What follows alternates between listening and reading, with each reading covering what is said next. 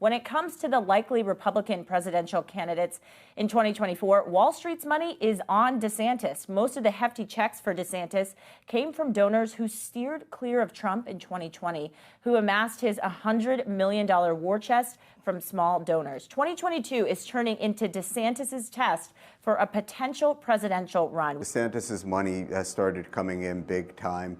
Early 2021, when Trump was no longer in the spotlight, and there was this sort of opening for somebody to step in there.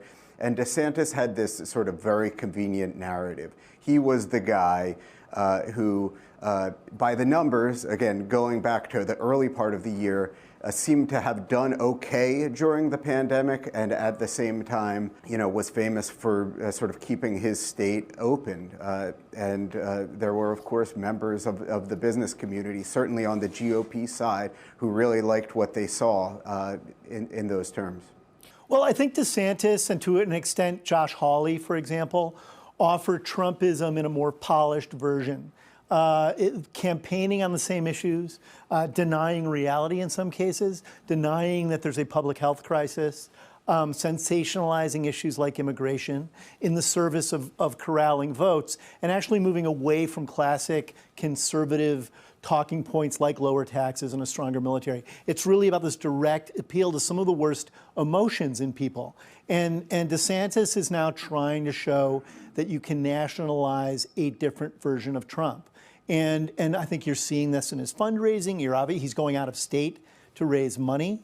But I think people who think they can replace Trump have a couple things they have to be aware of. One is Trump is an authentically charismatic candidate. Some of these other candidates aren't. Secondly, Trump is not going to like that. He doesn't like the idea. Not. No, he doesn't like the idea of other people stepping into the spotlight ahead of him. And he sometimes turns on people he supported in the past. And I think Trump is keeping his own possible candidacy in play because he can raise money off of it, and it keeps other Republicans frozen out.